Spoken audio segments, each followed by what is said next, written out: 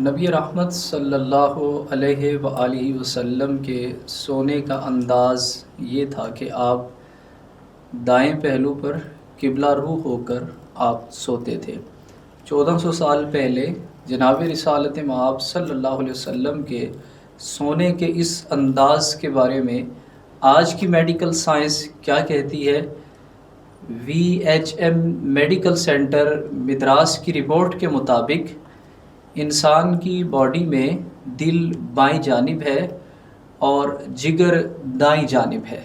اگر انسان خلاف سنت یعنی بائیں پہلو پر سوئے تو جگر جو دائیں جانب ہے، معدہ ہے، انتڑیے ہے، ان کا وزن دل پر پڑتا ہے، جس سے خون کی روانی سست پڑ جاتی ہے، بلڈ پریشر بڑھ جاتا ہے، جس سے دل کے اٹیک کا خطرہ بہت حد تک بڑھ جاتا ہے۔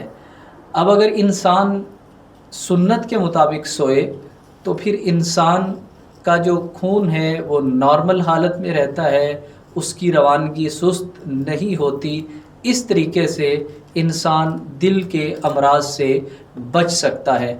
WHO یعنی ورلڈ ہیلتھ آرگنائزیشن کی رپورٹ کے مطابق آج 90% لوگ غلط سمت پر سونے کے باعث مختلف بیماریوں کا شکار ہو رہے ہیں، جن میں سے ایک بیماری ڈرون خواب کی ہے۔ آج ہر تیسرا پرسن یہ شکایت کرتا ہے کہ مجھے رات کو ڈرون خواب آتے ہیں۔ ہمیں اپنے سونے کے انداز کو دیکھنا ہوگا۔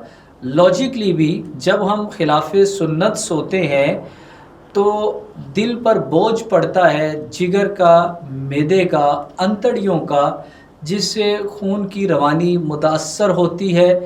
دل کی سچویشن ایسی ہوتی ہے جیسے گویا اس کو کسی نے پکڑ لیا، اس کو کسی نے جکڑ لیا ہے، اور اس کا پھر ڈائریکٹلی اثر ہمارے مائنڈ پر پڑتا ہے، جس سے مختلف ڈرونے خواب اور مختلف قسم کے وسواس آنا شروع ہو جاتے ہیں۔